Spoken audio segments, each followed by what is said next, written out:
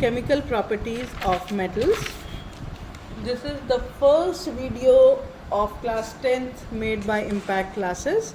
So the first topic in this we will be covering is what happens when metals are burnt in air. What happens when metals are burnt in air? What happens when metals are burnt in air? So quickly I'll tell you what happens.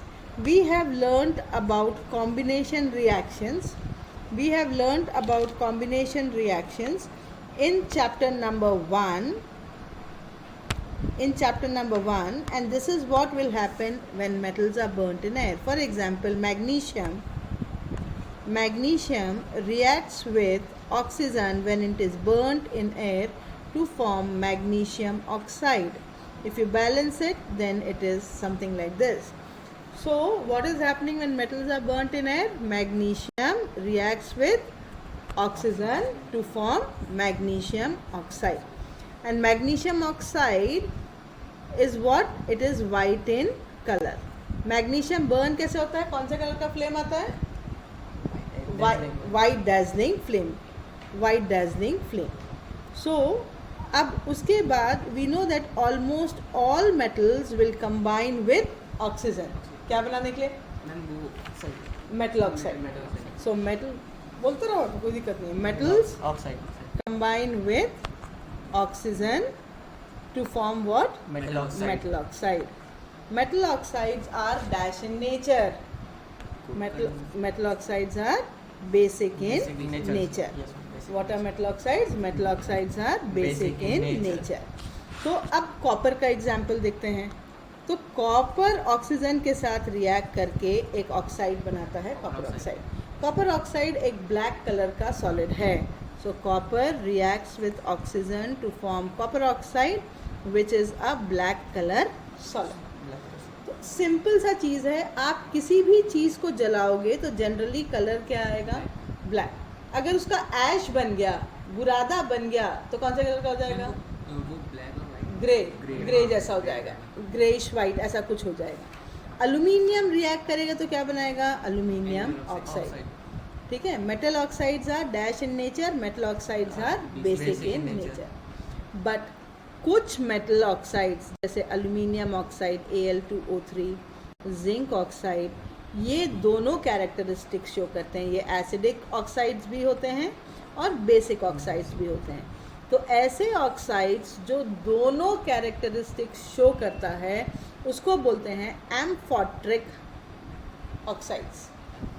Amphoteric oxides. कौन से oxides हैं? Amphoteric oxides. कैसे oxides हैं? Such metal oxides which have both acidic and basic oxides are called as amphoteric oxides. तो आप कैसे बता सकते हो कि ये एम्फोट्रिक ऑक्साइड है? मतलब ये एसिड के जैसा भी बिहेव करना चाहिए और इसे बेसिक ऑक्साइड के जैसा भी बिहेव करना चाहिए. इसका मतलब Al2O3 जो कि एक एम्फोट्रिक ऑक्साइड है वो एक एसिड के साथ भी रिएक्ट कर सकता है और वो एक बेस के साथ भी रिएक्ट कर सकता है. सेम वे से क्या बनाने के लिए? Salt plus water. क्या बनाएगा? Salt plus water. तो ये क्या बना देगा? AlCl3.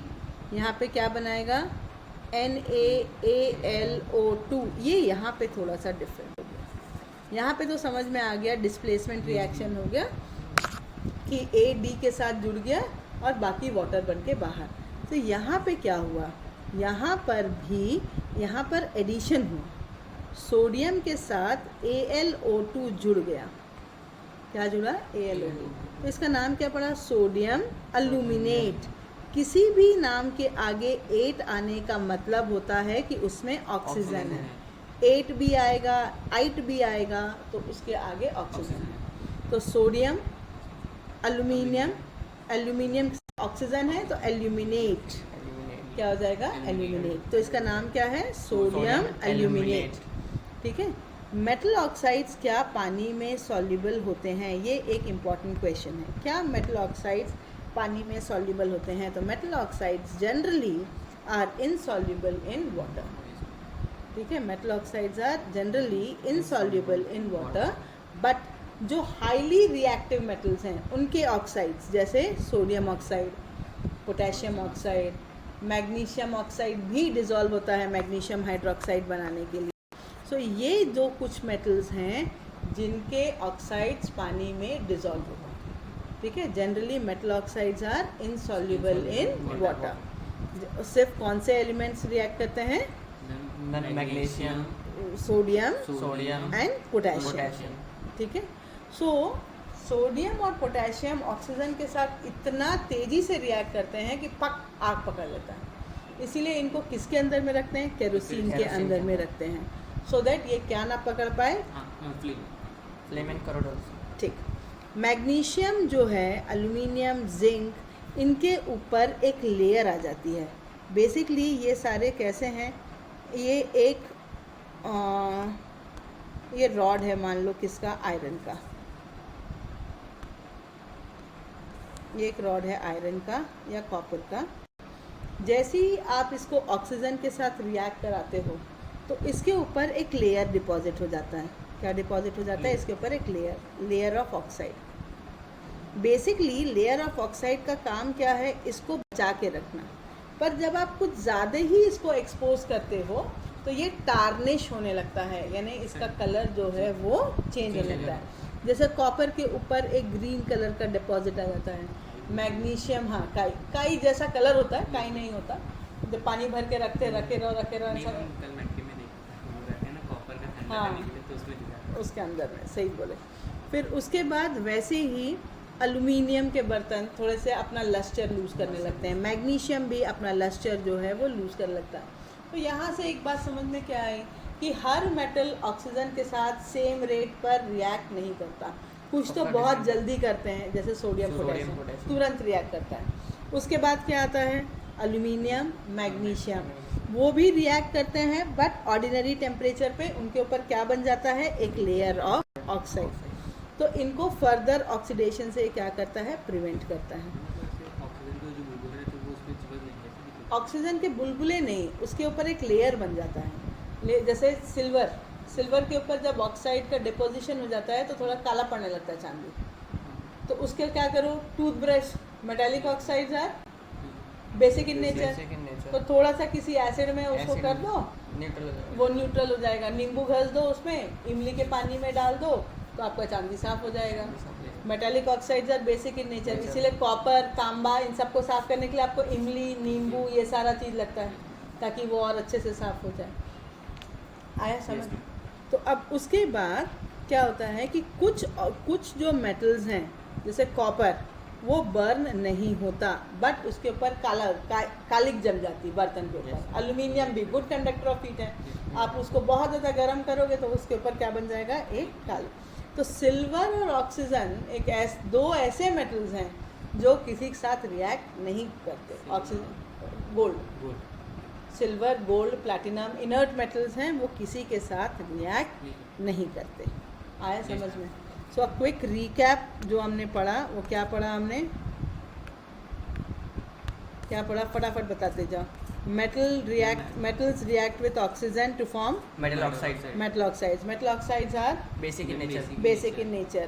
ऐसे कोई भी मेटल ऑक्साइड जो एसिडिक और बेसिक दोनों बिहेवियर दिखाते हैं उनको क्या बोलते हैं? एम्फोट्रिक।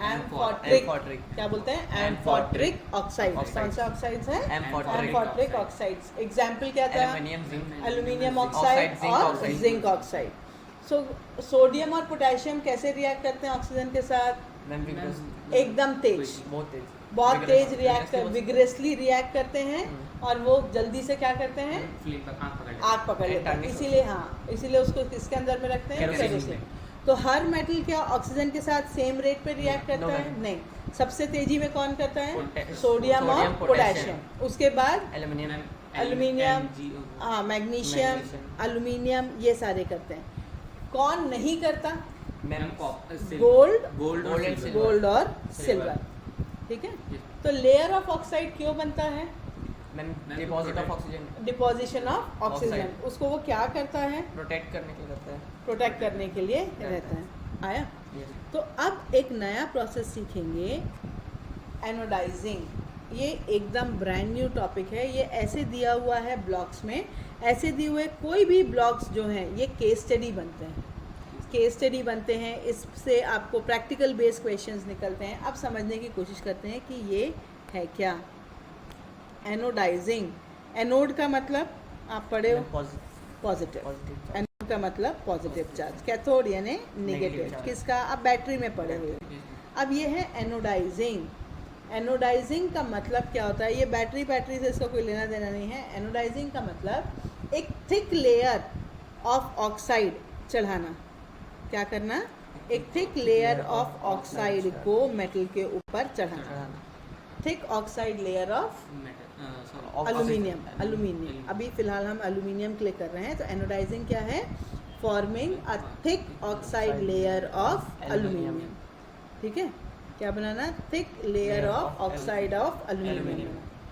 तो एल्यूमिनियम को हमने देखा, अगर उसको हवा में छोड़ दिया जाए तो उसके ऊपर क्या बन जाता है, एक लेयर बन जाता है। क्या बन जाता है, लेयर। तो ये लेयर बनने का क्या काम है कि वो फर्दर ऑक्सीडाइज होने से रोकता है, करोड होने से रोकता है। अगर हम इस ऑक्साइड की लेयर को मोटा बना दें तो मेटल बहुत दिन तक चलेगा, बहुत दिन तक चलेगा।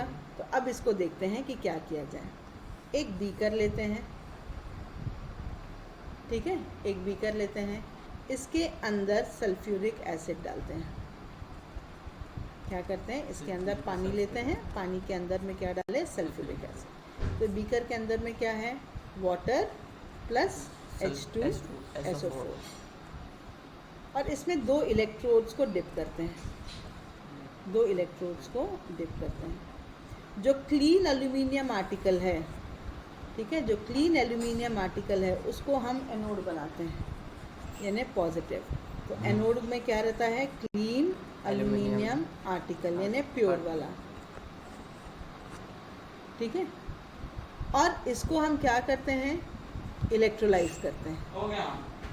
इसको क्या करते हैं, इलेक्ट्रोलिसिस इसका करते हैं। इसका क्या करते हैं, इलेक्ट्रोलिसिस। कैथोड में क्या रहेगा, इम्प्योर। प्योर, हाँ, वो क्या रहेगा, कैथोड में क्या चला जाएगा, इम्प्योर। हो गया, हाँ हाँ हाँ, वैसे कुछ होगा। तो अब देखते हैं क्या। सो क्लीन एल्यूमिनियम आर्टिकल को क्या बनाए, एनोड, ठीक है। और इलेक्ट्रोलाइज किस में किए, सल्फ्यूरिक एसिड और वाटर। अब क्या किए, इसको बैटरी से जोड़ दो, ठीक है। तो धीरे धीरे इसमें ऑक्सीजन इवॉल्व होने लगेगा, क्योंकि पानी है तो उससे ऑक्सीजन बबल्स हमने देखा, वाटर का इलेक्ट्रोलिसिस होता है तो उससे ऑक्सीजन निकलते हैं। ऑक्सीजन कहाँ निकलता है, एनोड पे निकलता है। तो एनोड के ऊपर ऑक्सीजन क्या होगा, लेयर बनाता जाएगा, उसका लेयर बनाता जाएगा, ठीक है। आया समझ में, क्या बनेगा, वो उसको क्या करेगा, उसके ऊपर लेयर बनता जाएगा। तो जैसे जैसे लेयर बनता जाएगा उसके बाद वो अच्छा हो जाएगा, मतलब थिक हो जाएगा। जैसे ही वो थिक हो जाएगा, जितनी थिकनेस हमको चाहिए, अब फिर हम उसको जैसा पेंट करना चाहें, जैसा उसको सजा के रखना चाहें, जैसे वो पीछे रखा हुआ देखो, वो है एल्यूमिनियम का, ठीक है। उसको, हाँ, उसके ऊपर एक लेयर चला दिए। आया समझ में। तो इसको, इस प्रोसेस को क्या बोलते हैं, एनोडाइजिंग।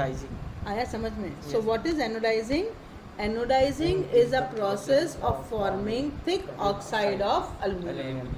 क्या करना है, एक बीकर लेना है, उस बीकर के अंदर में एक एल्यूमिनियम का रॉड डालना है, जिसको हमें क्या बनाना है, एनोड बनाना है। एनोड बनाना है, वो कौन सा आर्टिकल होगा, प्योर आर्टिकल होगा। इम्प्योर क्या बनेगा, कैथोड बनेगा। वो बीकर के अंदर में क्या रहेगा, वाटर प्लस सल्फ्यूरिक एसिड। उसका इलेक्ट्रोलिसिस करेंगे तो कौन सा गैस इवॉल्व होगा, ऑक्सीजन। वो ऑक्सीजन कहाँ डिपॉजिट होगा, एनोड पर डिपॉजिट होता जाएगा, और धीरे धीरे ऑक्साइड का लेयर थिक हो जाएगा। उसको हम क्या करेंगे, निकाल के उसको हम क्या करेंगे, पॉलिश करते जाएंगे और अट्रैक्टिव फिनिश देते जाएंगे। हाँ, होगा ना। तो इसीलिए तो जो आर्टिफिशियल ज्वेलरी हम खरीदते हैं, डुप्लीकेट ज्वेलरी हम खरीदते हैं, वो भारी होता है। अगर आप प्लैटिनम का एक खरीदो, इतना मोटा कड़ा, यदि आप प्लैटिनम का पहनो, आपको वेट बहुत हल्का रहेगा, पता ही नहीं चलता। महंगा बहुत आता है, हल्का। बट अगर उसी का अगर आप डी खरीदना चाहो तो वो as compare to platinum heavy रहेगा। Exactly 1 gram, 18 carat, 24 carat, 24 carat. 24 carat से कभी भी ज्वेलरी नहीं बन सकता, उसको क्योंकि 20 बहुत to soft रहता है। 23 बहुत सॉफ्ट रहता है, प्योर गोल्ड है वो, बहुत बिस्किट गोल्ड बोलते हैं उसको, वो बहुत प्योर गोल्ड होता है। थोड़ा वो मेट्रो फैसिलिटी हो गई। आया? Yes ma'am. सो अभी हमको ये क्या पता चल गया कि हर मेटल जो है वो एक साथ एक जैसा ऑक्सीजन के साथ रिएक्ट नहीं करता। अब हम देखते हैं क्या मेटल्स वाटर के साथ रिएक्ट कर सकते हैं, तो आंसर इज यस, मेटल्स पानी के साथ रिएक्ट करते हैं। अब क्या करेंगे, 2-3 तरीके से रिएक्ट करवाएंगे, एक एक्टिविटी देख लेते हैं और उसको अरेंज करना है। Which metal reacted with cold water and let us सी।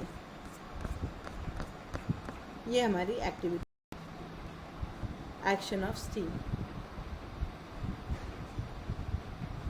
ठीक है, इसमें करने का क्या है, एक टेस्ट ट्यूब लिया, उसके अंदर में एक मेटल का सैंपल डाला, ठीक है, और एक ग्लास वुल लिया और उसको सोक करके वहाँ पे रख दिया और इसको गर्म करने रख दिया। ग्लास वुल है जो स्टील का स्क्रब नहीं आता जिसे बर्तन धोते हैं, उस टाइप का और अच्छे फाइबर का बना हुआ स्क्रब जैसा कोई मटीरियल, उसको पानी में सोक कर दो और रख दो, तो उससे पानी इवेपोरेट होने लगेगा तो स्टीम बनेगा। गर्म करेगा तो स्टीम बनेगा।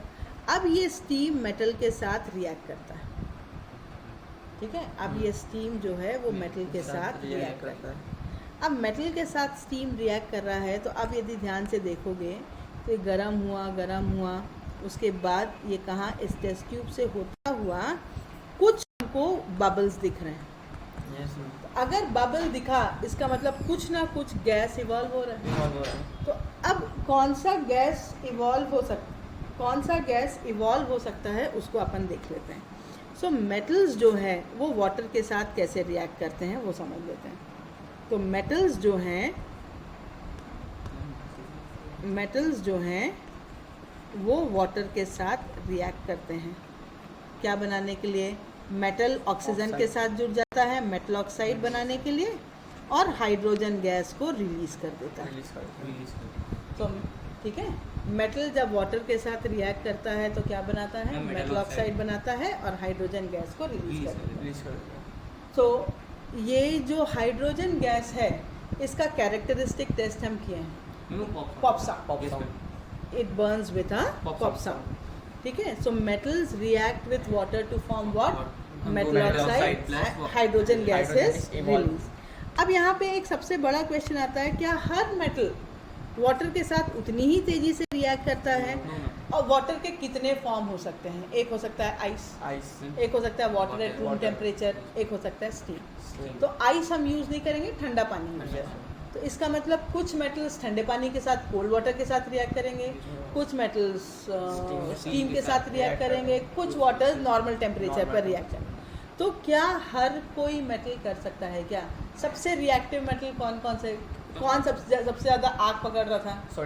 सोडियम और पोटेशियम। तो इसका मतलब इसको ठंडे पानी में भी डालोगे, पट पट पट पट इतना हाइड्रोजन निकलेगा, hydrogen Burns with a pop sound, और फटाफट वो क्या करेगा, आग पकड़ेगा। इसलिए बोलते हैं ना, आग में, पानी में आग लगा दूँ, पानी में आग वाग नहीं लगता है, पानी में आग लगा दूंगा मतलब क्या, उसके ऊपर सोडियम डालो तो पट पट पट पट वो आग पकड़ लेगा, तो पानी में आग लग गया।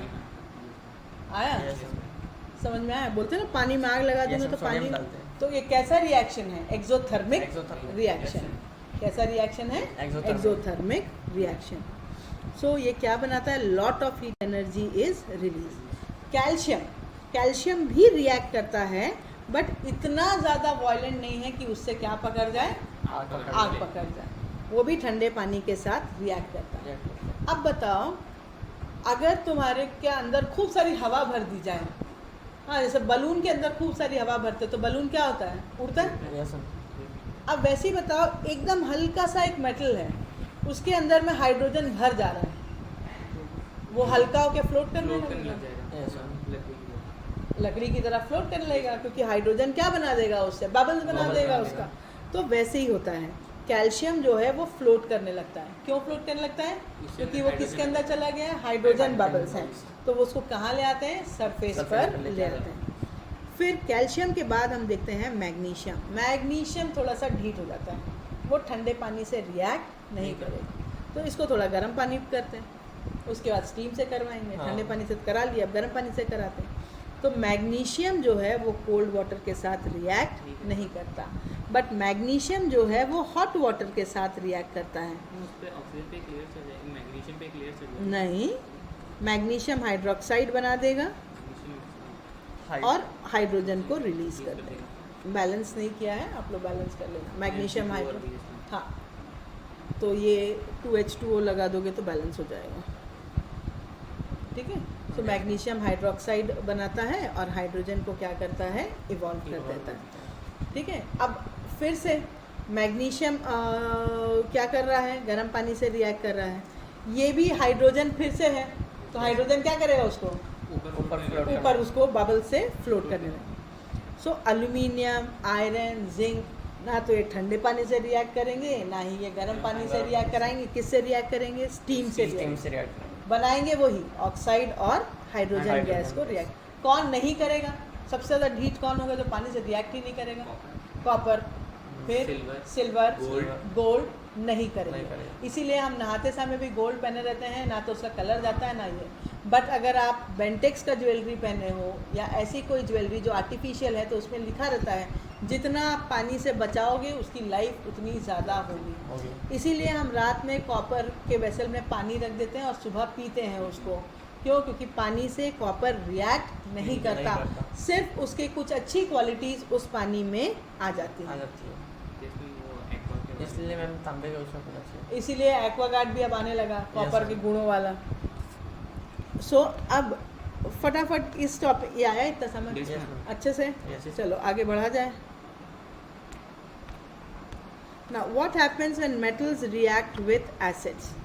So metals acid के साथ react करेंगे तो हमने देखा to give salt and water neutral देंगे, to give salt and water नहीं देगा, हाइड्रोजन गैस देगा, क्योंकि हम उसको ऑक्सीजन तो दे ही नहीं रहे हैं। तो metal reacts with acids, तो क्या हो रहा है, metal जो है वो acid के साथ react कर रहा है to form salt and hydrogen gas is evolved. So hydrogen gas evolve हुआ तो मतलब कैरेक्टरिस्टिक्स टेस्ट क्या होगा, hydrogen gas ma'am pop Burns with a pop sound. क्या होगा, Burns with a pop sound. Clear है? Yes, तो जब आप इसको एसिड के साथ रिएक्ट कराओगे तो क्या बनेगा, सॉल्ट के साथ हाइड्रोजन। अब सबसे ज़्यादा कौन तेजी से करेगा, फिर से कौन से मेटल्स होंगे जो सबसे तेज रिएक्ट करेंगे, सोडियम और पोटेशियम। इसको आप लैब में कहीं पे भी टेस्ट नहीं करोगे, पट से ये आग पकड़ लेगा, हाइड्रोजन रिलीज करेगा, एक्सोथर्मिक होगा और फट से क्या करेगा, आग पकड़ लेगा, ठीक है। अब उसमें क्या करना है, टेस्ट ट्यूब्स लेंगे और HCl डालेंगे और उनके अंदर में थर्मामीटर डाल देंगे, ठीक। अब इसके अंदर में हम मेटल्स कुछ फिर बुरादा डाल देंगे, जिंक हो गया, आयरन हो गया, कॉपर हो गया। तो कुछ मेटल्स जो हैं वो हाँ तुरंत रिएक्ट करेंगे, कुछ मेटल्स टेम्परेचर बढ़ेंगे तो सबकी ऑर्डर ऑफ रिएक्टिविटी जो है वो अलग अलग होगी, ठीक है।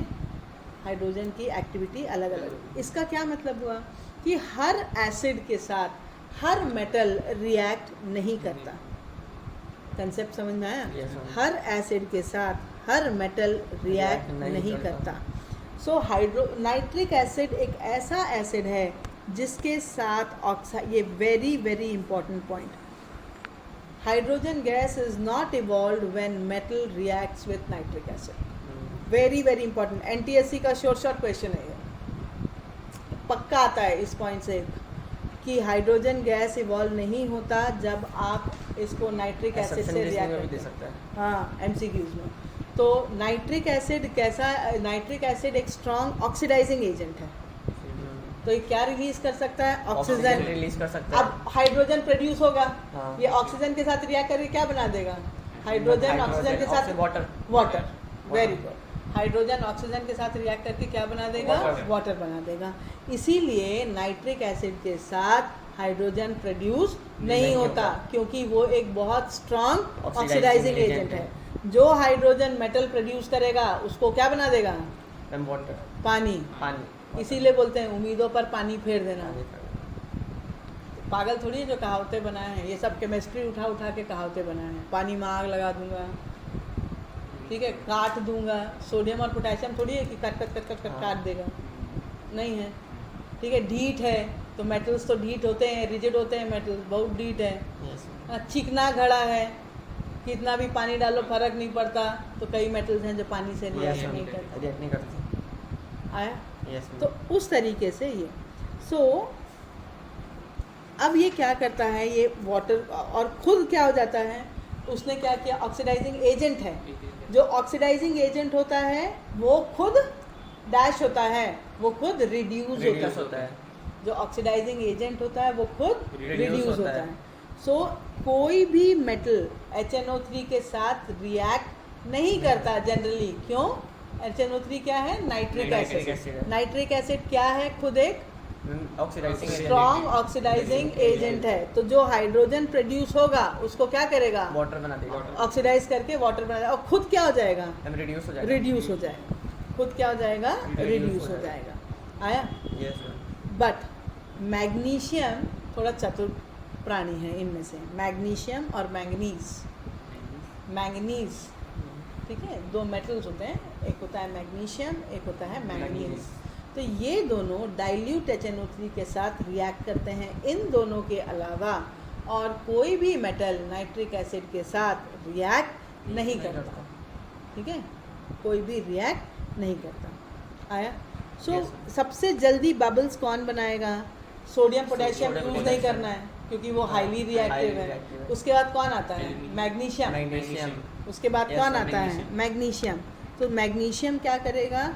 Fastest in case of magnesium के बाद एल्यूमिनियम के बाद जिंक और आयरन, फिर जिंक, फिर आयरन।